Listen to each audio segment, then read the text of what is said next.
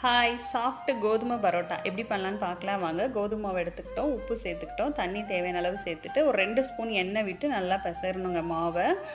எந்த அளவுக்கு நல்லா பெசறோமோ அந்த அளவுக்கு பரோட்டா சூப்பராக சாஃப்ட்டாக வரும். இப்போ ஒரு 2 ஸ்பூன் எண்ணெய் விட்டு நல்லா மாவை அடித்து நல்லா பரட்டி எடுத்துக்கணுங்க.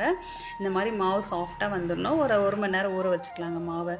அதுக்கப்புறம் ரோல் பண்ணிவிட்டு சின்ன சின்ன உருண்டைகளாக பிடிச்சு நல்லா எண்ணெய் வச்சு தாங்க நம்ம தேய்க்க போகிறோம். தேவையான அளவு எண்ணெய் தொட்டு வச்சுக்கிட்டு இப்போ சப்பாத்தி மாவு மாதிரி நல்லா பெருசாக தேய்ச்சிக்கலாங்க.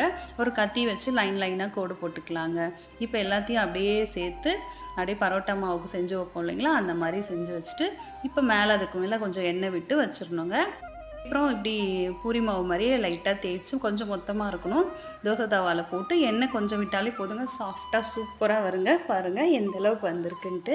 இப்படி 2 தட்டு தட்டி எடுத்து சாப்பிட்டு பார்த்தா செம்மையாக இருக்குங்க. எவ்வளோ சாஃப்டாக இருக்குது பாருங்கள். நான் இதுக்கு ஸ்பைசி குருமா பண்ணியிருக்கேன். Thanks for